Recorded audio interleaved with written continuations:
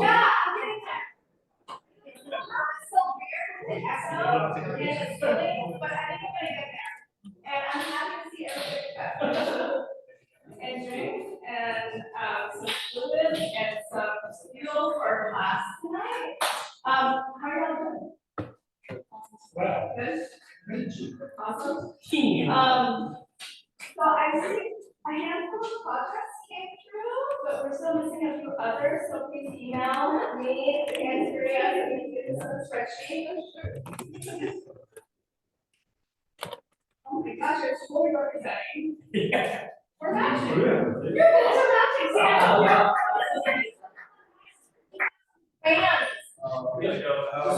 Dan and Ellen, you have fans in this class, I know. Okay. Yes. So yeah.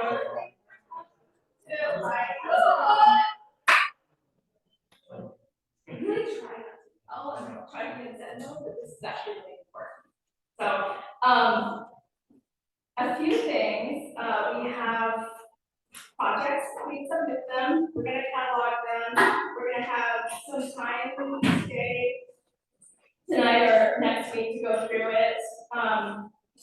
A field trip. So I thought loud and clear about what to do with this opportunity that we have together.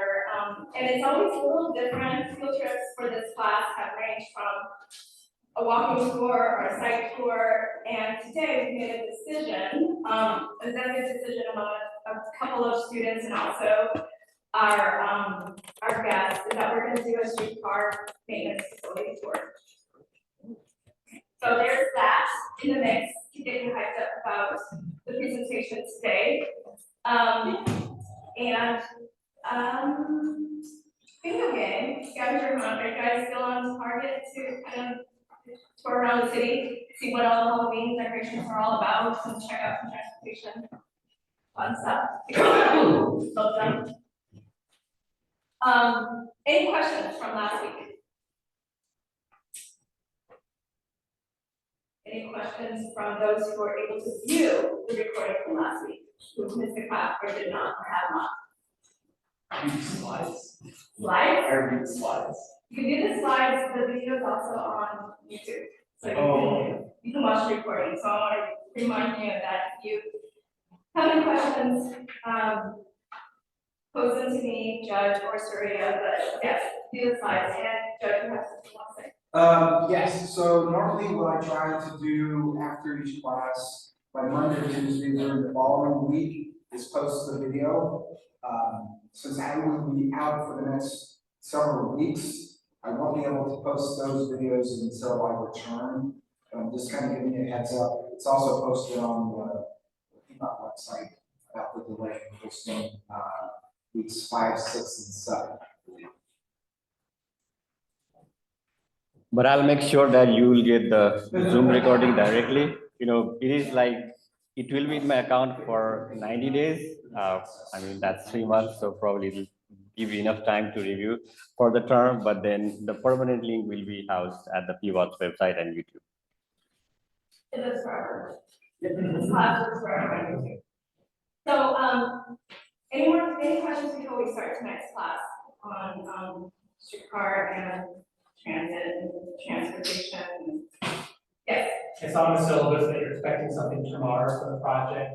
Did you just run with that on your own, or are you expecting, should we be waiting for feedback from you?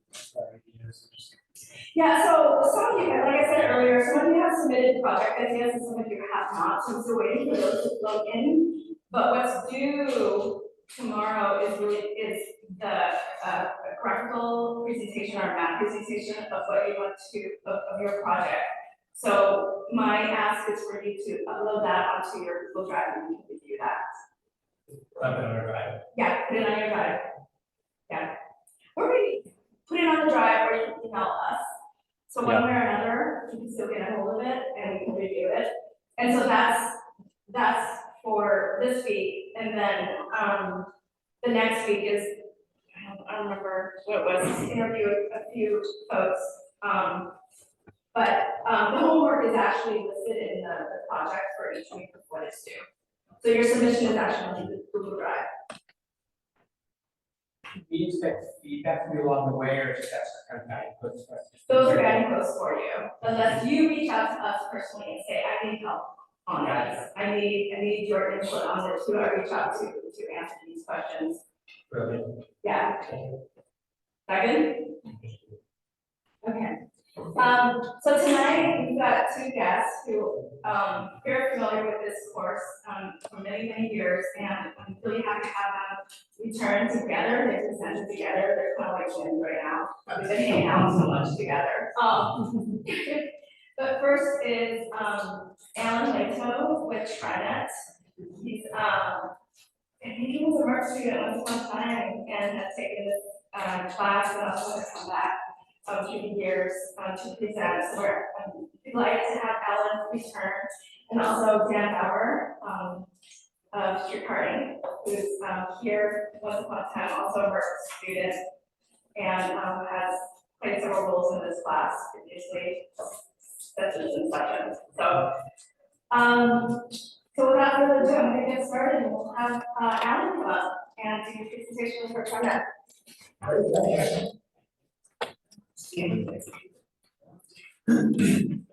So, TriMet recently moved offices. Our main administrative office has been down at right across from the Max or the streetcar station at First and Harrison for 10 years.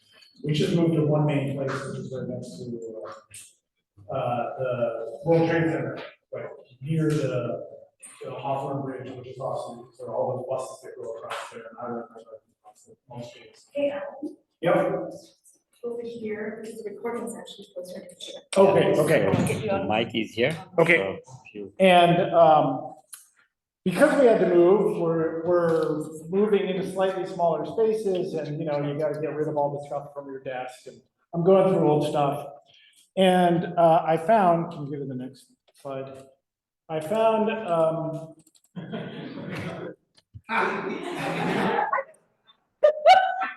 want to make sure we're in 2023. Believe it or not, I updated the rest of it. I didn't even look at the first page. But I found this. So, 1996, I was sitting in your seat. I was a MERP student here at Portland State. I'd grown up in Seattle. I'd gone to college back east. Did not like the way my career was starting to look, and decided, okay, I'm going back to school for planning, and saw this class. I'm like, oh, that looks really interesting. And so I don't know, does Earl still sign these? Who signs these? No, Okay, so I'm lucky enough to have Earl Blumenauer, who at the time was Commissioner of Public Works, but is now, of course, one of our Congress people. And so I've been through this, and hopefully you will learn something from what I say today. It's kind of exciting to come back and think about how much has changed, and in some ways how much hasn't.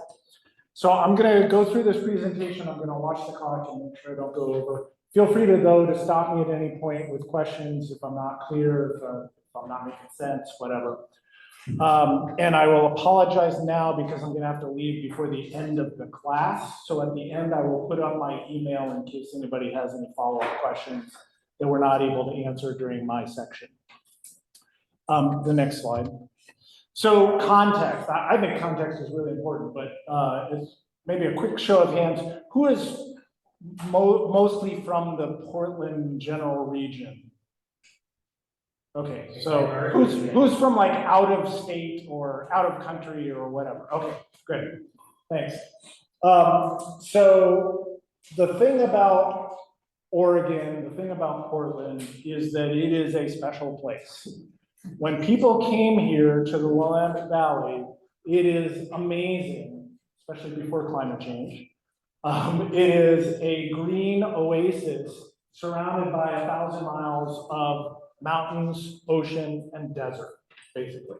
So this is a very special place. And an even more special place in some ways is where the Willamette Valley and the Columbia Valley come together here at Portland. Those two rivers have an enormous amount of human history and ecological history to them. Next slide. And including the indigenous folks who were here well before any European descended settlers came. And this is a map from the nativeland.ca where you can look up any place in, I think, in the world and identify indigenous groups that have lived here. Where we're standing is a different set of groups that are all part of the Confederated Tribes of Grand Ronde now. But for 15,000 years, people have treated this place as special. And then when European descended settlers came across the desert or across the mountains, they thought the Willamette Valley was Eden because they had just been through desert. I mean, for months and months and months. So it's the context of how we think about this region and partially why TriMet is here and what we're trying to accomplish is the background of this. This is a very special place that has few equals in the United States or really in the world. Next one. And what was happening, however, if you go back a few decades, the picture on the left is from about 1970. It's an aerial view of the downtown end of the Morrison Bridge and the Hawthorne Bridge. The one on the right is a recent Google image from the same area. You will notice the one from 1970, most of that is parking lots. Downtown was falling apart. Downtown was being abandoned. The reason you went to downtown is because you drove into downtown, you parked in a surface parking lot, you walked to one of the few office buildings that was still busy, and you did your job, and then as soon as it was 5 o'clock, you left. In the late 60s, the air quality was terrible, like everything was just falling apart. And part of the reason that TriMet was formed was because when a group of business people got together and community leaders got together and said, we need to save downtown Portland and we need to save Portland, they said, well, part of what we need is transit. And yes, there was privately provided transit all the way from the 1800s up through 1969. It was not doing well, and it was not following sort of the policies and the development shaping that they wanted it to do. Next. And so TriMet we are a transit agency. We serve the more populated areas of 3 counties. But we have a sort of partner agency called the Metro, which is, I believe, still the only elected regional government in the US. And their job is basically to coordinate transportation planning and land use planning and environmental stewardship and be a funnel for federal funds. And they have done work over the past 3 decades plus since they were formed to identify what should this region look like in lots of engagement with folks from across the region in many iterations. This, hands up for those who have seen this map before. Okay, great. If you come and talk to a planner in the Portland region and they don't eventually refer to this map and this concept, something is wrong. This map is a picture of what we want the region to look like in the long run. And a few key things, I'm not going to go into all kinds of detail, but a few key things on here. The green on the outside is part of what makes Oregon special. It's farms and forest lands and natural areas. And the line between that and the yellow is the urban growth boundary. That's the boundary that says, you know, urban type development really needs to be inside there.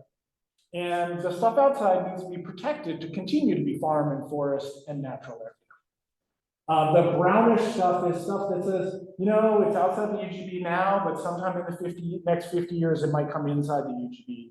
So just be careful. But that means that all the farmers, including the guy who owns the CSA that I'm a member of out in near North Plains, knows that for more than 50 years, that's going to continue to be farmland.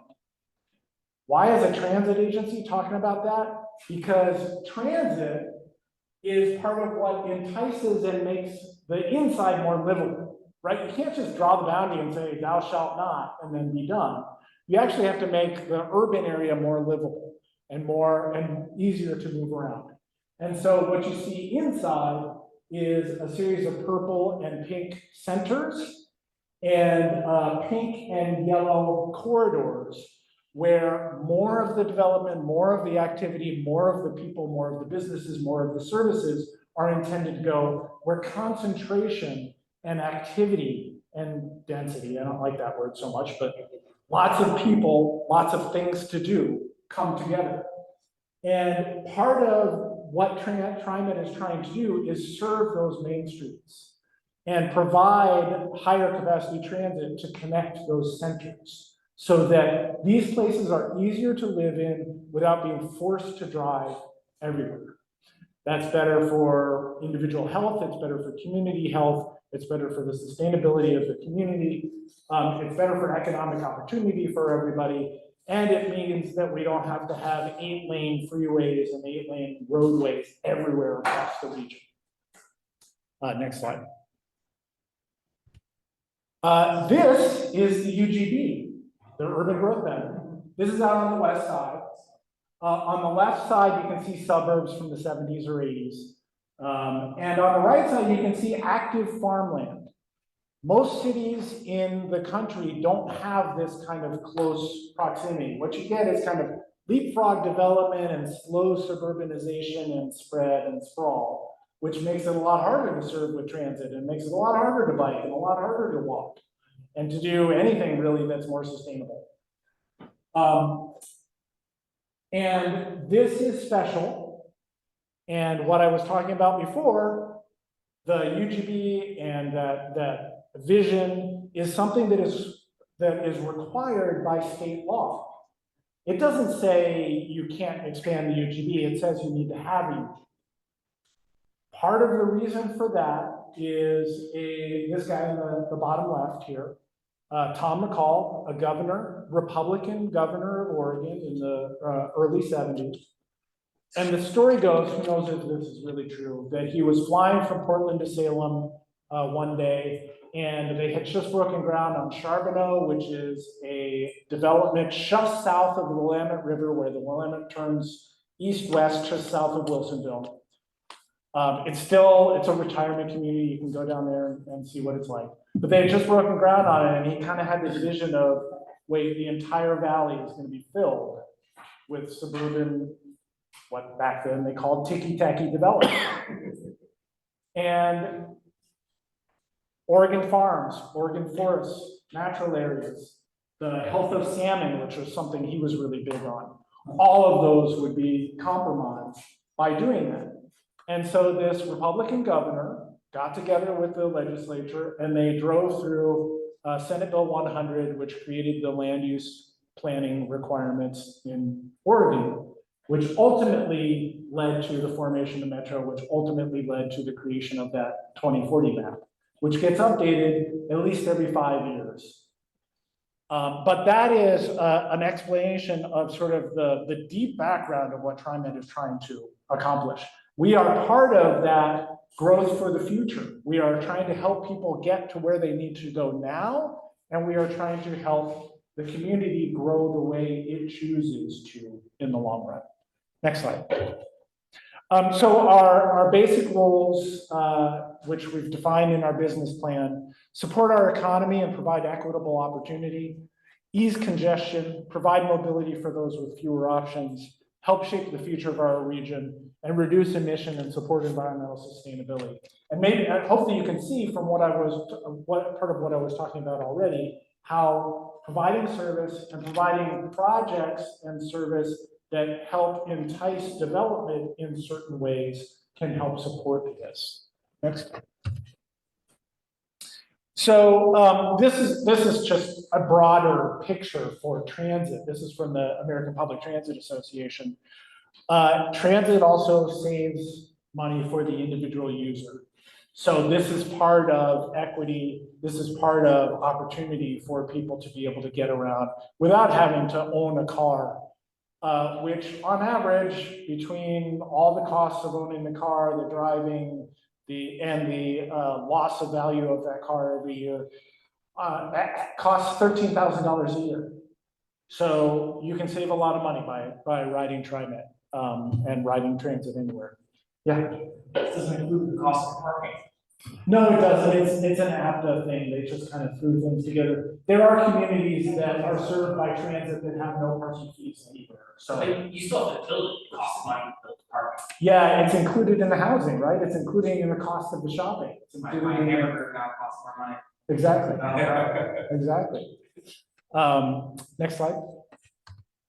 So what does TriMet provide? Our whole system includes regional fixed route bus network, max light rail, little things called community job connectors. We are a partner in operating Streetcar, which you'll hear about from Dan. We don't own Streetcar, but we're a partner in it. West Commuter Rail on the west side, frequent service bus lines, FX on Division, our first BRT, bus rapid transit line, and Lyft paratransit. So it's a connection of all of these. What you see in the background here, the map is the MAX system. The green line is the FX line cutting across Division, and then all of our fixed route bus services here. We also have the Lyft paratransit that provides service for folks who use a mobility device or for some other reason can't get on fixed route. So we have a small vehicle that is dispatched to them and takes them where they need to go. Yeah. Question about the map, do municipalities and areas that opt into the TriMet service district and opt in or out, whereas? No, oddly enough, so TriMet was created by state legislation.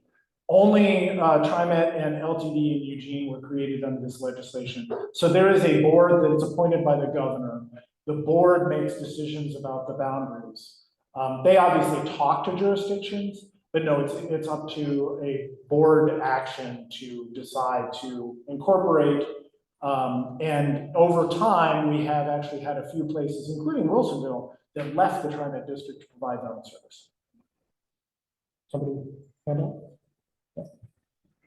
Why is this area between Clackamas and Happy Valley empty? It was empty on the growth map too. I've been there, there's stuff there. Yeah, there's not a lot of stuff there, and a lot of the development there was actually grandfathered before the SB 100 went fully into development. Over time, that is slated for incorporation into the UGB and additional development. But for right now, it's outside, and therefore it is considered, you know, it's a rural development style, so it's considered not part of the urban system. So that seems like things go all around it. Yeah. Is that political preference also from the county? Yeah, not to get too far into detail, there was a community that was going to be created, went through a lot of process, and literally just kind of blew up after a few votes. So there was a lot of resistance to that. Next slide. So now I'm going to get a little deeper into some of the details. You know, we are a public agency, but we do charge fares because that helps us provide funding for the service that we do provide. We do, however, provide a number of different levels of assistance for various people who may have trouble paying those fares. On here you can see there's free fares that we provide through 140 plus different public service agencies who identify clients who need the additional help paying for it. We have the Honored Citizen Low Income Fare that is good for a number of different folks depending on eligibility. We have a youth pass that also is half price, and school passes that are free for students of school districts that are helping to subsidize that. And then we have fare capping, and that's one that's a little obscure if you're not a regular user, so I want to just talk about that a little bit. So if you get on a TriMet vehicle and you tap your hop card or pay with something that is trackable, anonymous, but trackable, so we can identify if you paid before. You pay once, it's $250. You ride, you get on again, $250. The rest of the day is free. If you pay again and again, and during the month, you get to the point where you get to the price that would have been a monthly pass, the rest of the month is free. Regardless of whether you could scrape up the money to buy a monthly pass ahead of time. Because it turns out there are enough people who could not do that, that they were having to pay daily, even though they were riding frequently enough that they would have saved money had they paid for a monthly fee. So this fare capping allows us to do that. If you're on the honored citizen, that cutoff is even lower. So you literally save 72% off of a monthly fare. Yeah. Do you know about what percent of TriMet's operating revenue fare box retention makes up? Off the top of my head, I don't know. It used to be significantly more. It used to be more like 25%. It has shrunk significantly since then. Yeah. How does that work when it's cash? It doesn't work when it's cash. So you need to get some kind of hop card, or you can also use a phone. If you have a smartphone, you can pay with that. But you have to have an account, smart. You can have there is a hop account that will allow you to track. Yeah. Yeah, and it is anonymous. Like, I cannot tell where anybody went based on any of that data. We aggregate that to understand origins and destinations and things like that, but there's no way for us to connect, for us as planners or whatever, to connect it back to an individual. Yeah. So this hop, base system, and New York rolled out the past 2 years, Omni. So an Omni is a third party provider, it's not the city of New York. Is Hop you, or is it like a third party as well? Hop it's us. It was created by a tech company, but we contracted for it. And so we developed it in partnership with C-Tran and Streetcar, because you can use it there too. That's cool. Do you know roughly what year this was funded? 2018. So in my mind, I don't want to go down a rabbit hole. I'm hopeful that maybe this is where it was invented, kind of like GTFS. I don't think we were first, but we were one of the first.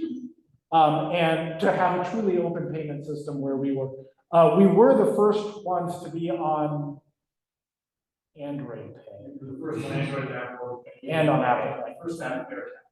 Yeah. So it probably was, because that's a protocol that uses like the chip inside the phone. Right, and we purposely made it an open system so that others could join too. Like if someday Salem and Eugene want to join, we could. Your system is much better now, because I remember when your monthly pass had expiration date. Most of the end of that month. Exactly. But now. Yeah, the monthly passes used to end at the end of the month. That was it. The first of the month, you needed a new pass. Now you just keep tapping until you get to that point, and then you don't have to pay anymore until the end of the month. Next slide. So I do, we provide bus, light rail, streetcar, we partners with streetcar, commuter rail, lift paratransit, but we do think about other modes. And so this is just representative of that, how do we make it easy for people to walk to our stations, to park a bike at our station? We do have a number of park and rides for those who want to drive to a station. Those are used much less since COVID than before. A number of them used to be absolutely like overflowing full. And how we connect with others. If you get on the TriMet.org trip planner, you'll actually see Uber is on there as well as the bike share. And we've configured it so that if Lyft, LYFT is ever willing to come on there, they could be on there as well. And so we think about how we connect with other transportation. We are one in a suite of solutions. Next slide. This is just a screenshot of the computer, the laptop or desktop version, and the mobile version of our trip planner, which will plan you from anywhere in the region to anywhere else in the region using transit and walk and bike if you choose to do that. And we'll give you lots of different options. Next one. So a little bit more about land use in transit. So like I said, we provide service and we build projects, both with the thought of, okay, we can get somebody today from where they are to where they need to go. But in the long run, we also can help make it easier for people to choose a place where they can build their life around transit. So when I went looking for a place to live, I purposely got a place near frequent service bus because I knew I wanted to be on there. And the development that has happened around transit, especially MAX, but also around frequent service bus, has been really encouraging. This is just two examples. This is on the west side of the Orenco station. That is on the yellow line up on Interstate. Next. And this is something that's been going on for more than 100 years. So long before Portland streetcar, the original streetcars looked more like this thing on the left side. And on the right side, I'm showing you a map of the streetcar system in, oh, I don't remember the year. Does it have the year on there? It's like 1910 or something like that. And I know it's too small for you to see, but the interesting thing is some of the best main streets today for walking originally developed around these streetcars 100 years ago. Because they were built with the assumption that people were walking and taking transit to get to them, they are still walkable today. And so they are the favorite places for these fun shops and restaurants, and great places for us to provide bus service. So our expectation is that our rail infrastructure and our frequent service and FX infrastructure is contributing to supporting development that will make that area more sustainable for 100 years plus. So just to point a few out, like Belmont, Hawthorne, 23rd, 21st, Mississippi, a lot of these had streetcars on them 100 plus years ago. And then there are some oddities that actually even further illustrate the point. Let me see if I can find it on the map real quick. Wow, this is hard to read. I think it's this one. Woodstock. You know Woodstock, right? There's, I don't know, 6-8 blocks that are really vibrant and interesting and a lot going on. But if you go closer to the river, there's just houses and reed. And you go farther out, it's just houses.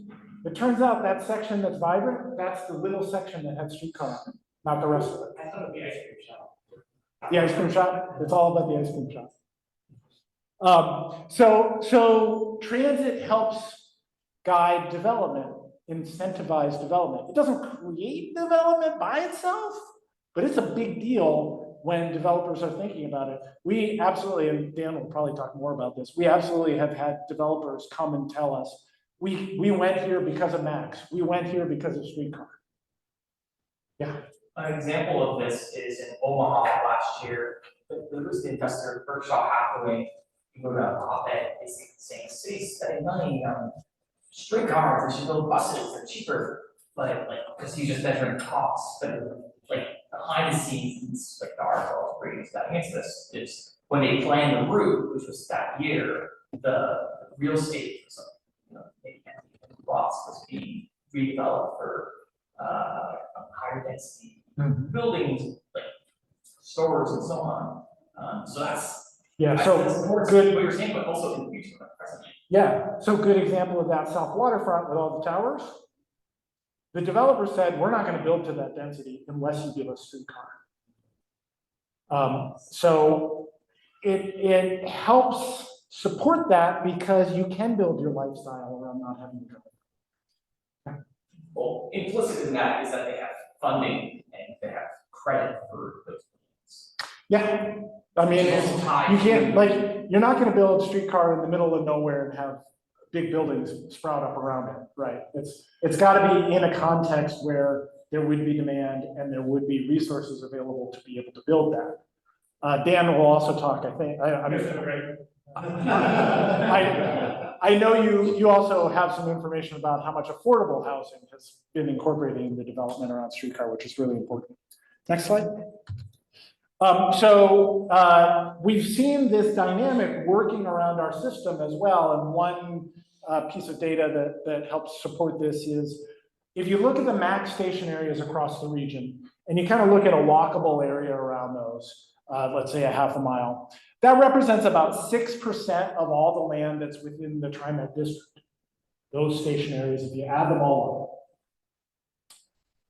39% of all the housing units that have been built in the region since these lines were built are inside that 6% of land.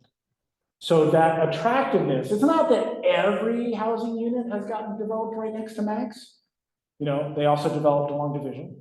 And a few developed in Wilsonville and other places that don't have frequent service. But a lot of it is happening around transit. And that's going to pay off dividends over time, more and more and more. Next one. So a story of two corridors, The one on the west side is the West Side Max, which we finished in 1998, started serving there. The one that's more on the diagonal is Southwest Corridor, kind of generally following Barbara Boulevard. There was an academic paper that was done a few years ago that looked at about 12 years after opening, so around 2013, something like that. Looked at the demographics and travel behavior of these two corridors before Max was built and after Max was built. So it's kind of like an experiment.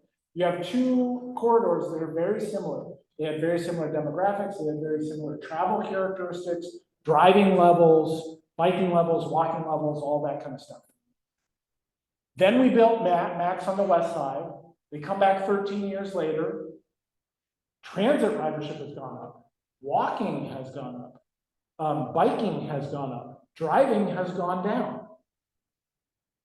And development has occurred along the west side in a way that it has not on the southwest.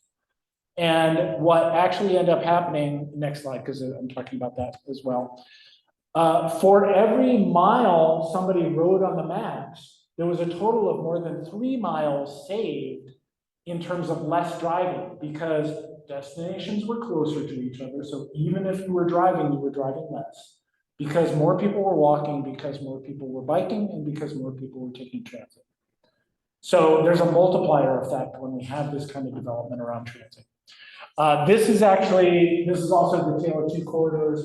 On the right side is the Orenco station on the west side, and on the left side is downtown Tigard in the heart of the Southwest Corridor. Gives you a little bit of sense of the distinction and what might happen if we ever get around to building a Southwest Corridor light rail.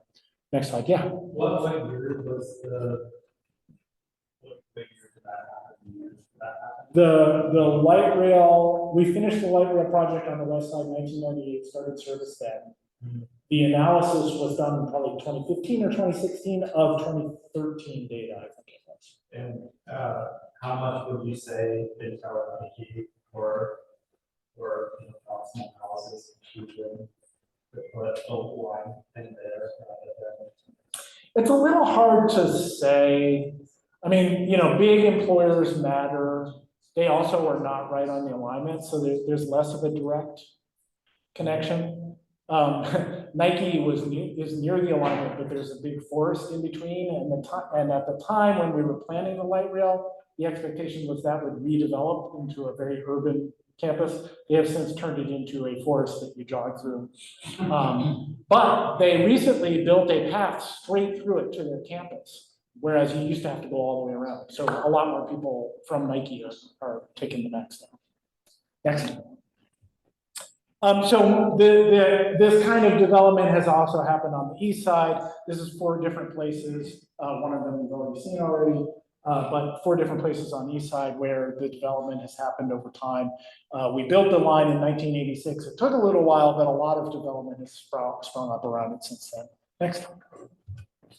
And so this is just a summary of the transit-oriented development. These are a few of the buildings that have happened with hundreds of units, and many of them affordable units. We don't own a lot of land. We don't do a lot of transit-oriented development ourselves. But the city and the counties and Metro and nonprofit developers do a lot of it, and a lot of it is somewhere near transit, so that those folks who are moving into those units not only have a more affordable unit, but also have more affordable transportation.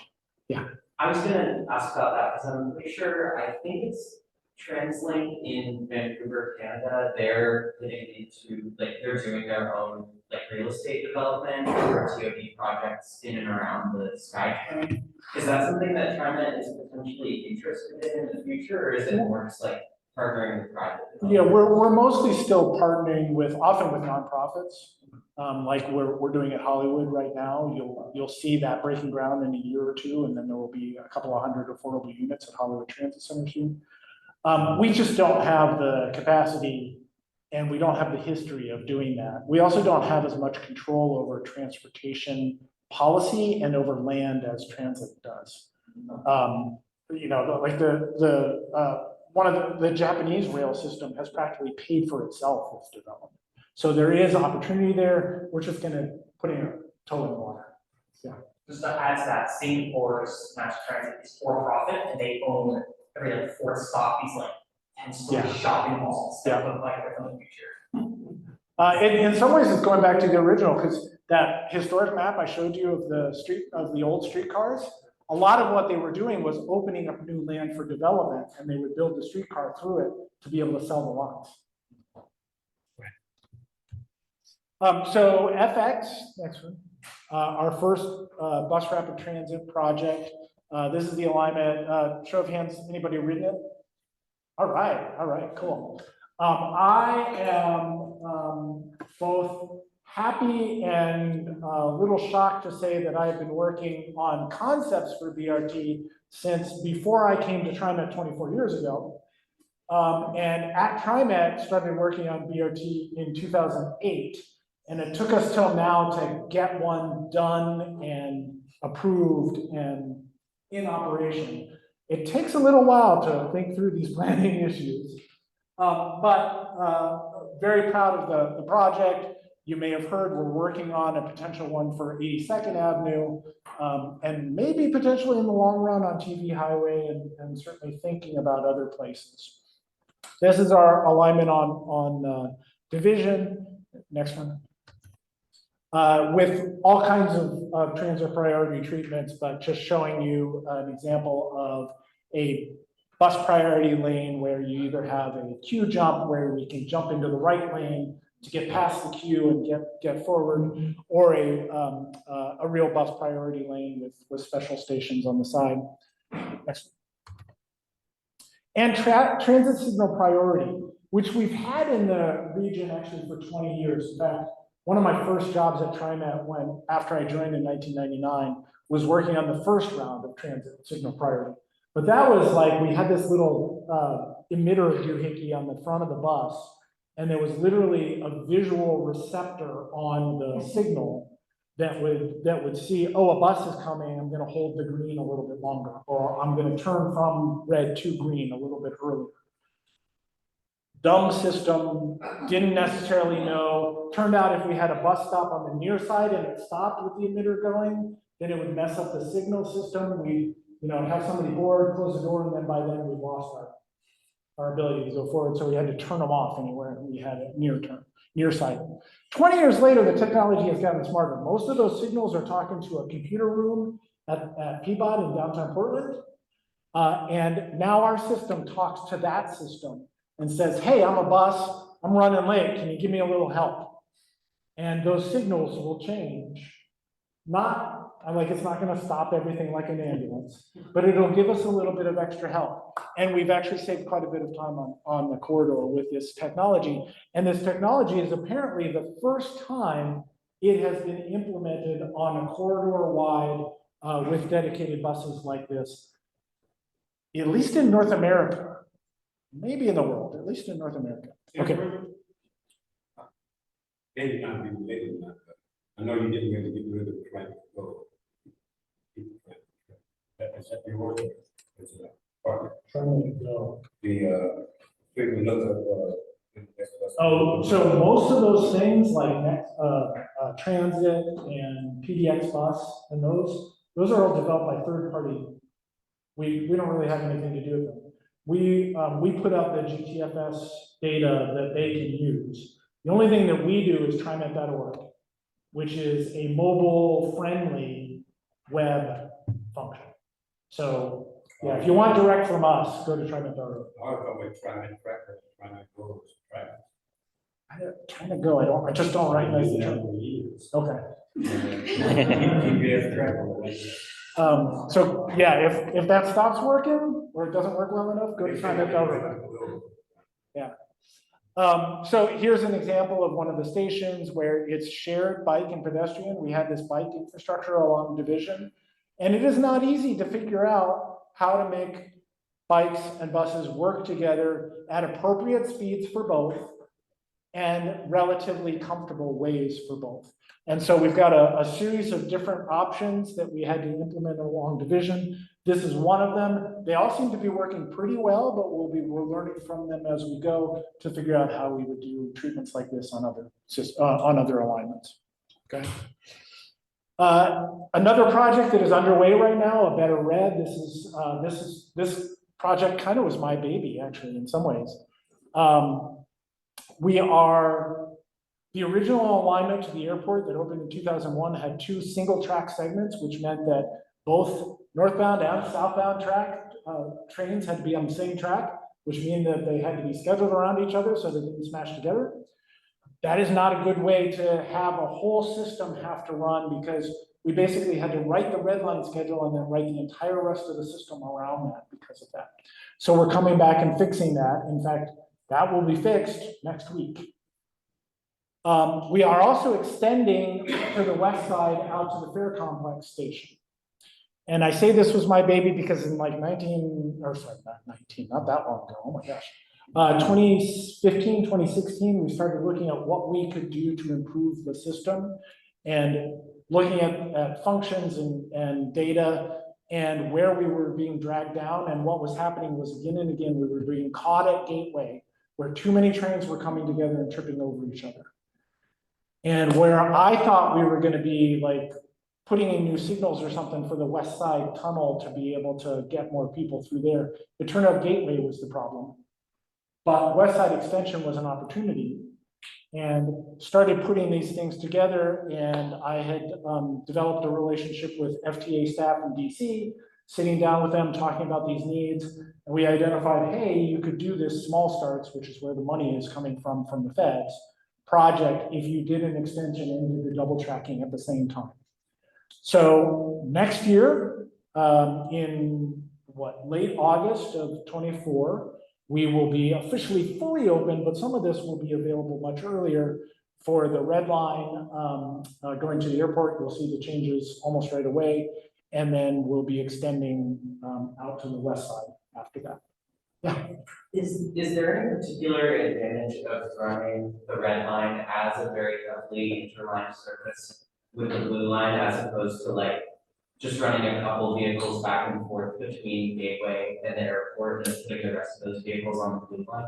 Yeah, so a number of different benefits.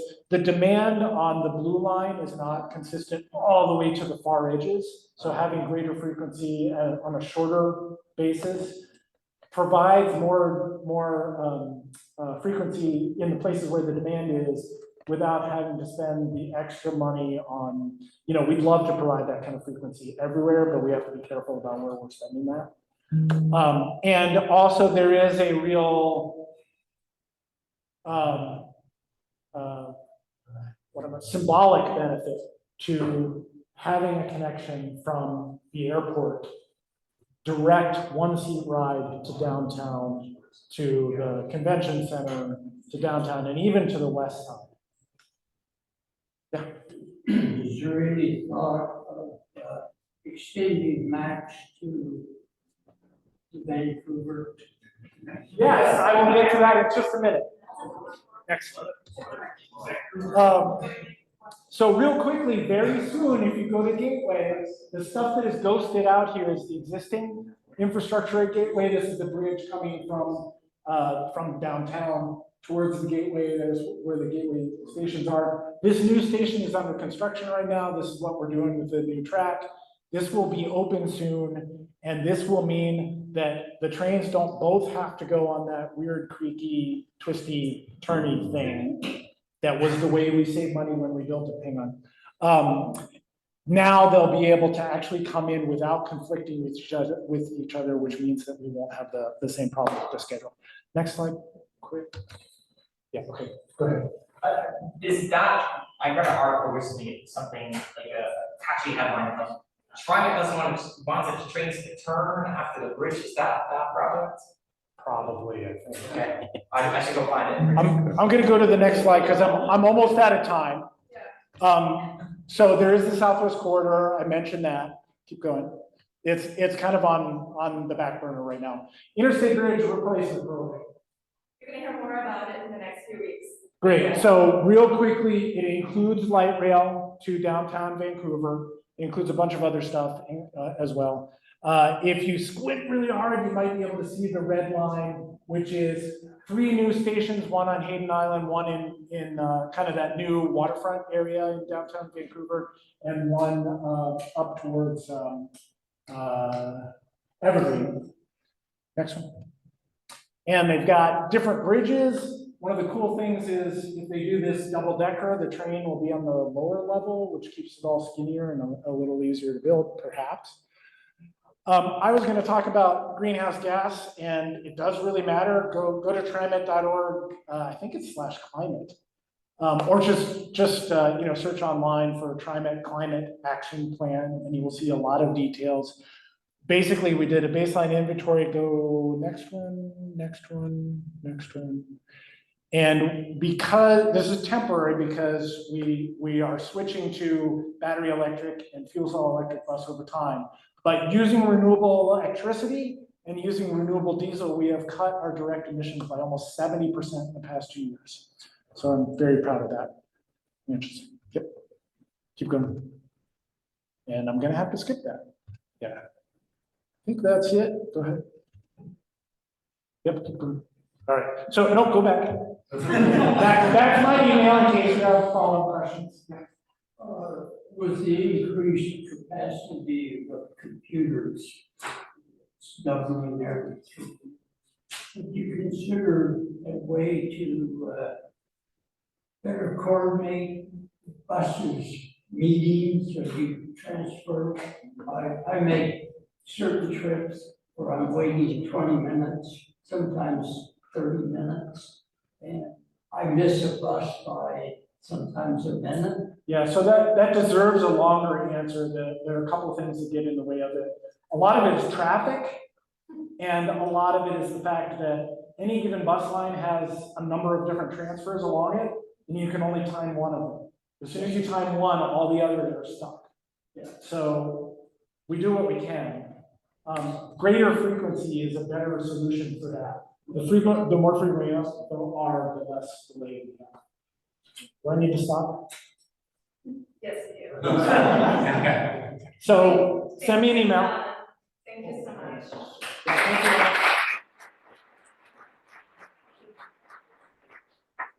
you. This is great stuff. Let's break for a few minutes.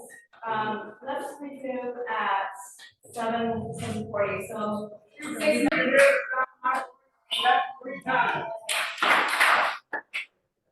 I thought we did that with kids. Slideshow. Yeah.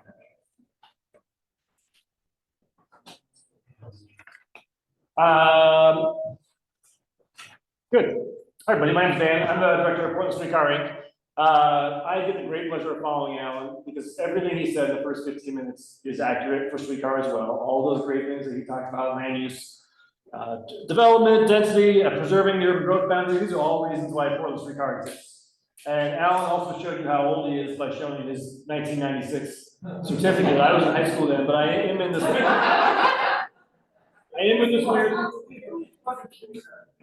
spot where I'm somewhere between reading glasses and not reading glasses. So if I'm doing a lot of this, that's what's going on. Sorry, Yeah, I can't decide if it's better or not. Yeah. My first job I used to work for the Bureau of Transportation, and my first job was judge's job. today, which was running this class. And I was telling Thuy it was the closest I've ever been to being fired. When the PBOT director was here, I couldn't get the projector to work. It was not happy about it. But I've been coming to this class for a long time in different roles. I used to run the active transportation division at the City of Portland, doing a lot of bike and walk stuff, Sunday parkways, safe routes to school, but a lot of stuff with funding and government relations and things like that. And so I've been in this role with Portland Streetcar for almost 9 years now. And we'll get a little bit in the organization here because we really probably outthought ourselves just a little bit in terms of like how we're structured. But hopefully we can give you a sense of like why Streetcar is not ran entirely by TriMet. Because it might make sense that it would be because it's a transit system within the TriMet boundary. But there are reasons why it's ran actually owned and operated by the city and in partnership with my nonprofit. First, there's a difference between light rail and streetcar. Alan talked a lot about transit-oriented development. We'd like to talk about development-oriented transit. We are a transit tool that can be used in much more dense urban environments. We can turn right at any street corner, whereas a light rail vehicle maybe takes 3 or 4 blocks to make that same turn. Our vehicles are just about 60 feet long. Light rail vehicles are much longer than that. Ours are 8 feet wide. Light rail vehicles are 8 feet 8 inches wide. We can run on each other's tracks, but if a light rail vehicle is on my system, they're going to hit the station. If we go into a light rail platform, we're going to be 8 inches away from it. So the narrow cars was a decision that we made a long time ago to run in Portland because they can make tighter turns. They just fit more in the urban environment, and they just feel more and more like the type of thing that's supporting walkable urban environment. So that's just like a big picture of light rail versus streetcar. To be honest with you, the people who manufacture light rail vehicles are the same people who manufacture streetcars, and then there are other people who just do light rail, and other people who just do streetcar, but the technology is essentially the same. And if you go around the country and look at streetcar projects, you'll actually see some Siemens cars that are the same as that TriMet's running. They're just taking the center section out and squoosh it together. It's literally the exact same car. That's in Salt Lake City or Charlotte, and the new one that's opening in Anaheim, you'll see that. So getting into the confusing part, this is our structure. So the City of Portland is the owner and the operator of Portland Streetcar. The city contracts with TriMet for rail mechanics and rail operators. So people move from bus to light rail to streetcar within the TriMet system. So we have TriMet employees reporting to the streetcar facility. They're reporting to City of Portland supervisors. And then my nonprofit kind of sits in the middle of all this mess and helps manage the whole thing. We're called Portland Streetcar Inc. We've got a board of directors made up of property owners, interest groups, advocacy groups, the Bureau of Transportation. Typically, we have somebody from TriMet on our board. And what we're trying to do is set direction for streetcar, keep the vision alive about why it was built in the first place, and to really kind of maintain that long-term vision for streetcar. But we also do most of the management for streetcar. We do all the planning, budget, funding, communications, public outreach. Any forward-facing aspect of streetcar runs through our nonprofit. So we kind of sit in partnership with the city of TriMet, and I'll talk just a little bit more about what that looks like in a second. I can sense there's a lot of questions in this group, so go ahead and just ask them as we go, and I'll try and keep track of time. This is our system today. It's a lot smaller than it used to be according to Alan's map there, but we have what I call 3 routes. It's really 2 routes. The A and B loop are one of the only circular transit systems in the world. I honestly would not recommend running a circular transit system. One of the reasons it's a challenge for us is there's no place for us to pull over. So when something happens on the loop, we're host. So we are actively working on ways to try and improve that. But some of that is just frequency of vehicles and how often you're able to count. So the A and B loops are the blue and what do we call this color? Purple and magenta. Running on Grand and MLK on the east side, crossing the Silicon. We actually share a trackway with TriMet here. But if you've probably ridden it, you realize our stop is here and TriMet stop is here. That's super annoying for anybody who uses it. And the reason is because of the width of our vehicles. So getting back to that. The north-south line runs from Northwest 23rd down to South Waterfront. It was opened in 2001. It basically ran to right here, right to the PSU Urban Plaza. That was our first line. We've extended it a couple of different times to a new terminus here at Lowell and Bond. We have a small capital project that I've been working on for 5 years. Alan did the Better Red. I've been trying to get it so when we go through the Urban Plaza at PSU, we can open our doors on both sides of the train. If you can picture that. I have the money for it. I think I have a contractor for it. I think it's going to happen in like 2 weeks. But that's just the kind of example of like a tiny little project that we're trying to do to make it better for the riders and make it more safe. We have 16 vehicles in operation right now. On a typical day, we'll run 14 We are receiving 3 new vehicles right now from a company called Brookville.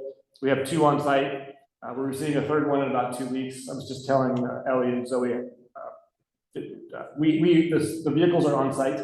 Don't expect to see them in service soon. We're having some issues. Happy to talk more about that. But those will be 3 new vehicles. They'll probably be in operation in January. We have 130 employees, all shared largely with most of those are TriMet employees, probably 70 TriMet employees. Portland Streetcar Inc., we have like 5.5 FTE total employees, myself, a public relations manager, an office manager, and then we hired a vehicle engineer who's a PSI employee, and then our customer service team and our rider ambassador team, which I'll talk about in a second. Before COVID, we were about 15,000 passengers a day, which put us on par with, like, basically we kind of track with the Yellow Line Max in terms of ridership. Right now we're around 9,000 a day. It still makes us the 3rd largest transit system in the state behind TriMet, Lane County, and Portland Streetcar. But we run within the TriMet district, right? And so we're low hanging fruit. We run in the most transit-rich, transit-oriented development section of the entire state. So while we have good ridership, I'm trying to pound my chest too much about that because we're really riding in the best places possible for picking up transit. Yes. How do you track daily ridership? Automatic passenger cameras on the trains. Can you repeat that? Automatic passenger cameras, so when you enter through a door, there's a sense of, knows you're there. We don't know you're there, but we know, we know a warm body. What if people stand up at the door? So it only activates when the door is open. So if you're standing against a closed door, it won't catch you. But if you're just standing under an open door, well, it detects movement. So probably if you just stood there for a while, it might count you a couple times, but. We have the same kind of system, and we've done a lot of, making sure, like, with human count, the algorithm is pretty good. Yeah, the key is, even if you bring a bike or whatever, maybe it counts that, but what it does is it accrues data across the entire month. So I can't tell you today what our ridership was yesterday, because it's based on sampling, and it builds off that sampling across 30 days. So by the end of the month, I have a very high certainty of what was going on. But day to day, if you ask me for a specific day, I might not be able to say that. That kind of, if I want to know the daily ridership or the hourly ridership, is this open data and what frame? It's open that in so much as you ask it for it, I'll give it to you, but it's not publicly available right now. I'm gonna ask. Yeah, and we're not hiding it. It's just we just It takes a lot of money to build a thing that takes. Yes, yeah. We are the largest modern streetcar system in the US. We distinguish modern from maybe like historical, like you've seen in other cities, or even in Toronto, where it's been running nonstop for 100 years. We opened in 2001. We were the first modern streetcar system in the US. We're currently the largest, and if you combine all the ridership of all the other modern streetcar systems, it's still less than Portland streetcars. And here's why. It goes back to Alan's whole presentation, right? We're development-oriented transit, and housing for us is the key. This chart here shows orange total number of housing units built within a quarter mile of the streetcar line. The green is our average weekday ridership. 1-to-1 relationship, right? We build housing next to the streetcar. Those people walk out their front door and they use the streetcar to get where they're going. It's fairly basic formula, but we are heavily invested in the outcomes of the housing and land use moves. And this goes right back to why the city owns the streetcar in the first place. The city owns the levers for development. It owns the levers for zoning, for incentives, for building affordable and subsidized affordable housing. And it's chosen to put those things adjacent to the streetcar line because it knows it's one, good for climate and equity and everything else, but it's also good for transit ridership. So this is the plan all along. It's working to varying degrees across the city. We would love to see a lot more housing on the east side right now. Our activity levels are a little low for us. But as you look at OMSI and Central East Side and Lower Albina developing, and more housing in the Lloyd District, I think we'll start to see more activity on the east side. So some of the keys there is what's being built. So 50% of all the housing in the city of Portland is built on the streetcar line since 2001. 40% of all subsidized affordable is on the line. And you'll see that in who's riding our system.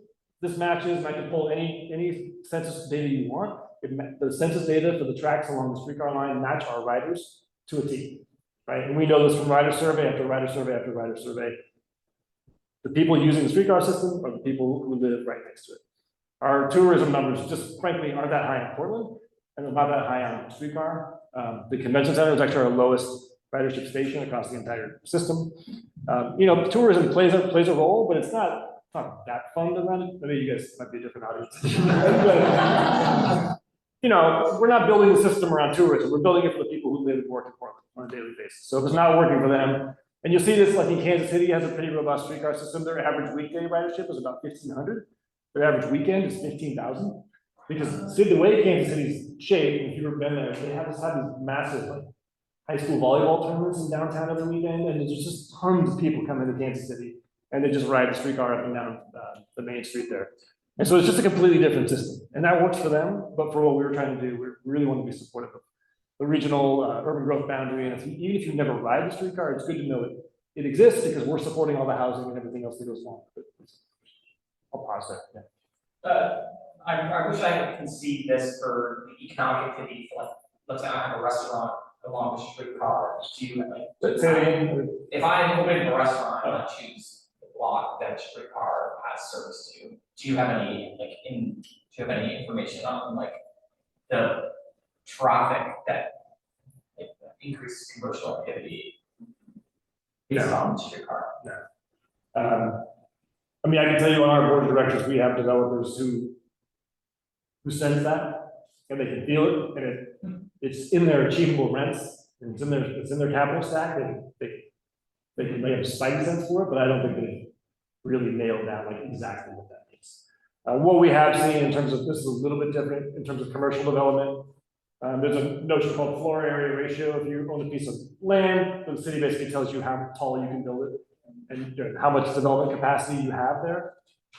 On the streetcar line, developers use 100% of that available zoning. They always build to the maximum. 2 blocks off, it starts dropping off like 50%. It just kind of goes. So the people who are investing on the streetcar line, they're also help pay for it. So they're incentivized to get the most out of it, but they're developing to their maximum capacity. Does that help? We should raise farm. Huh? Yeah. Just like we should do raise the farm on the streetcar. Yeah. Okay. More of what we just already talked about. I think one statistic I need to update, but it's stuck in my head from 4 years ago, is we deploy our ADA ramps at a rate 7 times the rate of the TriMet bus system, meaning we're picking up people with mobility devices at a much higher rate than the regional transit system, and a lot of that has to do with who's living along the streetcar line and what they're doing on a daily basis. We see a ton of people using mobility devices on the streetcar. So it's one of our major things is making sure the ramps work. As we're buying new cars, looking into level boarding opportunities and ways we can make that more accessible. And then we have opportunities to keep this going, right? We've done this in South Waterfront, the Pearl District, we've done it through Central City, but we also, our system today runs by 6 of the most key development sites in the city, right? So we've got the old post office site, the Northwest Portland, Lower Albina Vision area, obviously the OMSI district, right? We have a very prominent station there with TriMet and OMSI surrounded by 20 acres of gravel. We would both benefit from having that actually be developed, right? So the city is partnering in that development. They understand what needs to go on. They understand it's good for transit. It's good for everything else. So we're active partners in that conversation. Obviously, Zidell Yards and South Waterfront is another big opportunity for us. And we've got other kind of opportunities on the horizon, but I like to just remind people that we're not quite done with the streetcar story. There's more ridership to come. And one of the things that we need to work on the most is getting better frequencies on the east side. We're currently only running every 20 minutes on the east side. That has to do with the lack of vehicles available to us. Now that we have these new vehicles, we're going to get down to 15 and hopefully 12-minute headways on the east side within about 3 years. But that will help the people who are living and working there see the streetcar and understand that they can get to where they need to go. Okay, last time I presented this slide in this class, somebody called it diabolic. Is that right? And Alan, I think you made this slide. Is that right? I made the graph. Okay. So this gets to the why the city versus why TriMet and how we pay for streetcar. And the notion is TriMet doesn't want to run a bus or a train to a place that doesn't have roads, doesn't have housing, doesn't have any transit demand. The city, as an economic development agency, is trying to build out the city and shape it in a way that makes sense for them, but also does it in an equitable and climate-friendly way.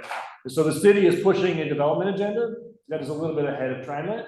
And what we want to do is allow the development to occur with high-quality transit. And as that area builds out and looks more and more like a place where there should be TriMet service, TriMet contributes more money to operating the streetcar. And so what this graph is showing here, this is the Pearl District in Northwest Portland. You historians probably remember the old Love Joy Viaduct. This entire viaduct was removed to make way for the Pearl District back in, I must say, 1994, 96. And now you can see the Pearl District here on the bottom left. But the key is, when we first open a streetcar line, the city pays all the capital costs for it, always. And they pay 50% of the operating costs. And TriMet pays the other 50% when it first opens. As we hit different targets, the amount of development, the number of housing units, the weekly ridership, and the amount of payroll taxes that TriMet is collecting from that district, as those things increase, TriMet's share of the operating costs also increases, up to 85%. So TriMet pays for 85% of what we call the north-south line, the city pays the other 15%. On the loops, we haven't quite hit one of the targets. We need, I just did it today, I think we need 427 more housing units on the east side. And TriMet's funding share will go from 63%? No, 66% to 73%, yeah. It just goes up a little bit. But this is the scheme that gets to the partnership between the city and TriMet. Okay? And our role is to kind of sit between the city and TriMet and make sure they all remember they made this deal and why it's good for TriMet and why it's good for the city. Questions on this scheme? Make sense? Okay. So with the new extension of Montgomery Park, how do you explain This is that with this graph? Well, in theory, and I'll show you the Montgomery Park thing in a second. In theory, that would be a new line and 50% of the operating, so the city is wholly responsible for capital.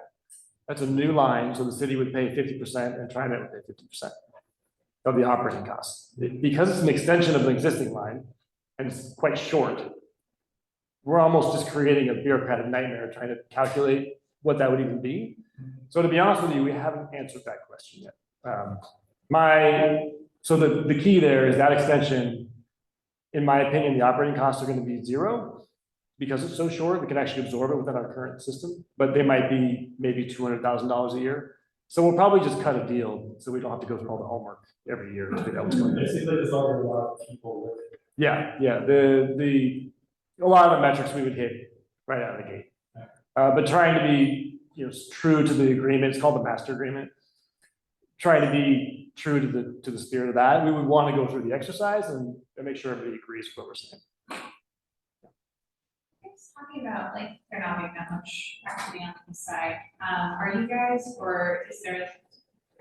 like trying to lobby for any changes to like Grand and MLK, which are very unpleasant streets to live next to, and also do anything about the Grand Historic District? Just like the most important. Yeah, so we were the first to have the Rose lanes on Grand and MLK.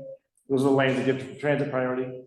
We installed the first one there at Grand and Davis, and me personally, I feel like waiting for a streetcar at Grand and Burnside is a lot different than waiting outside of Lovejoy Baking in the Pearl District. That's just a different vibe. Traffic is moving so much faster, and so yeah. We participated in conversations about calming traffic on Grand and MLK. But we need to maintain our own mobility. So if we're talking about removing lanes, well, we have to keep our lane. It gets a little bit squirrely, but we are supportive of that. Does that answer your question? Yeah, and then also just like a small extra question is about the historic district on Yeah. Graham. Like, I don't know if you guys have any influence with that. No, I would say that we don't. Sorry. Speaking to that point, it seems counterintuitive that the Grand and MLK are some of the fastest sections of the streetcar alignment, just because we have that priority lane through there. It would seem like it would be super slow because there's always so much traffic going through there, but that's one of the locations where the drivers get up to quite a bit more speed. Yeah, we used to lose at Grand and Davis, if you could picture you're going north and you're getting on the freeway going eastbound. We used to lose so much time there that I actually had to employ 4 more operators because we would get so far behind schedule. These are unionized people, and they would, by the time they got to home base, they were so far behind schedule they missed their break. And so we built that traffic priority signal at Grand and Davis that lets us do a queue jump around the freeway traffic, and it literally saves us $500,000 a year. And because we don't, I mean, I would love union jobs, of course, but the appropriate amount. But yeah, we can hit up to 35 miles an hour. Somebody mentioned the Montgomery Park. I'm moving toward that when it comes to kind of investment and all the pollution. Yeah. let's talk about that on one slide in the part. So if I don't get on that, just throw your candy bar in. Is there any energy to do signal prioritization through the whole system? Yeah, we actually have it in most places. It's pretty rare that we would be at a signal that either doesn't have priority or is like in the central city where the signals are timed such that we would make it public anyway, with the spacing of our stations not also taken into consideration. But if you have somewhere specific in mind, Just thinking of the. yeah. It can be, it was, so one of the things I did early on was I closed a bunch of stations, which made me very unpopular with those people, Yeah. but you could see we just needed to speed it up, and it wasn't signals, and it's not the streetcar, it's just the design of how we built it. So the streetcars can get up to like 50 miles an hour if you let them, but the way we built it and the way it operates in the central city, it's really hemmed in by the block ranks and station space. But we do have traffic priority, like at Burnside in Central City, Clay, a bunch through on the Harrison roadway, we got a bunch. And the one at Davis, we had it, we just couldn't get to it. We were so stuck in traffic, we couldn't get to the traffic signal priority. So, but honestly, if you have ideas, because I've scoured the system trying to find ways to make it faster. And I think frequency is more important than the speed, maybe, but you're skeptical, all right. And I just like anytime like I live in Southeast, but so like if I want to take that from Southeast to downtown, Yeah. it's just.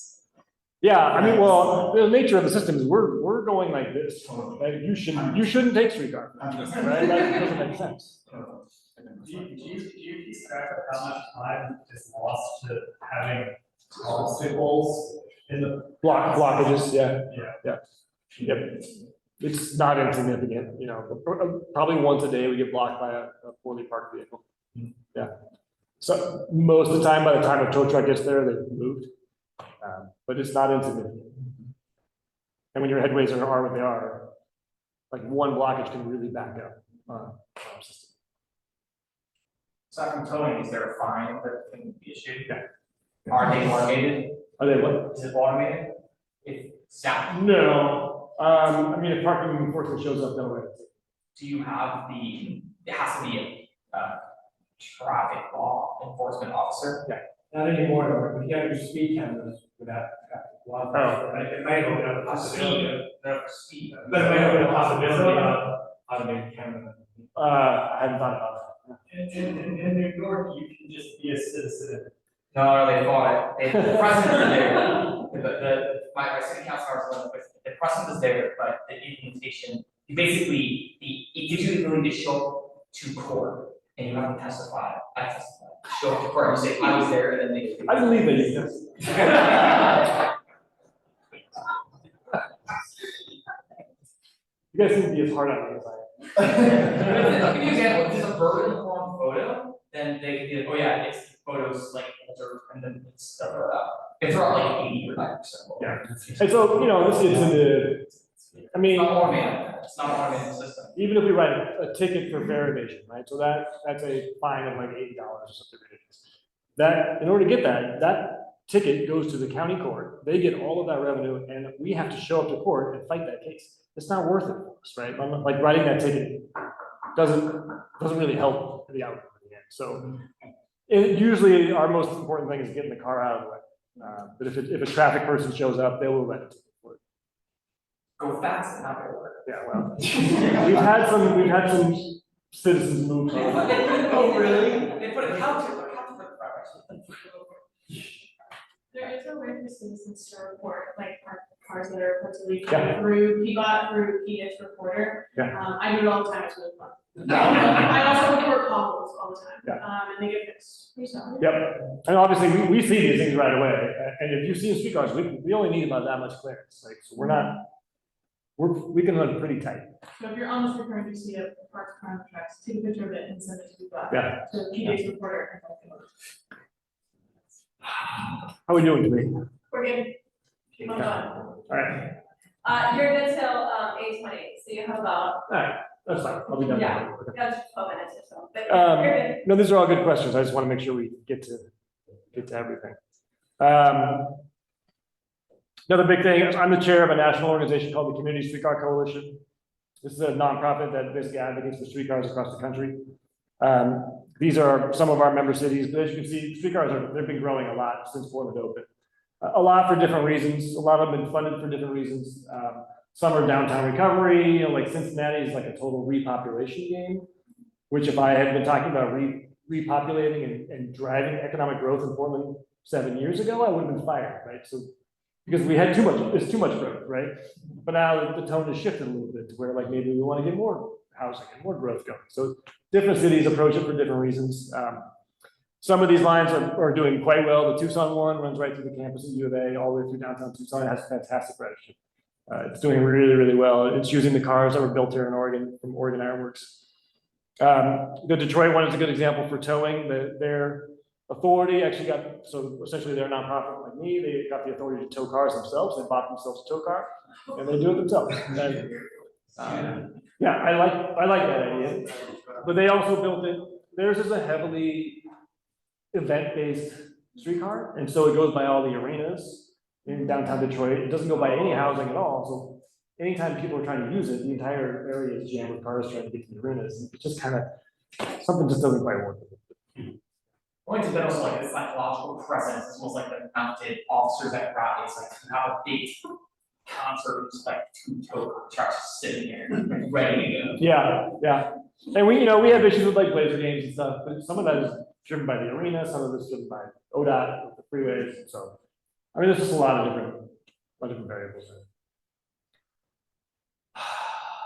Okay, we talked about all that. I was just in Milwaukee, Wisconsin last week. My second favorite city. I love Milwaukee. They've got a great streetcar system. It doesn't get rid very much at all because again, they don't have any real housing along the line. So you're from Milwaukee. I grew up in Madison. I can't imagine it. Oh, I love Milwaukee. Go back. Okay, real quick on our fleet. Like I said, we have what I call 16 vehicles. One of them's a piece of garbage that can't run. But the Skoda 10Ts, those are from the Czech Republic, as are the Enikons. Those are our oldest cars. Those are now 22 and a half years old. We are actively working to replace those. Have a request for proposals on the streets probably in two or 3 months. We're going to be buying 11 new cars. It'll be the largest order of modern streetcars in U.S. history, not counting Toronto, which I guess doesn't count in U.S. history. And we're going to be probably partnering with Seattle and Tacoma and maybe Omaha for that procurement. So it may be as large as like 25 cars. And so we're really hoping to attract vendors from around the world. We are going to have to do Buy America, which limits it a little bit, but for an order of that size, I think we'll be okay in terms of vendors. We have 7 cars built by United Streetcar. One of them I mentioned is a piece of garbage. It was the first American-built streetcar built right down in Clackamas. It's actually a good streetcar, but the propulsion system on it doesn't work. And it just costs us more than it is worth to fix it, so we're scrapping it. It's literally going out on a public auction in like a month. If you'd like to buy it, it's for sale. I have $20.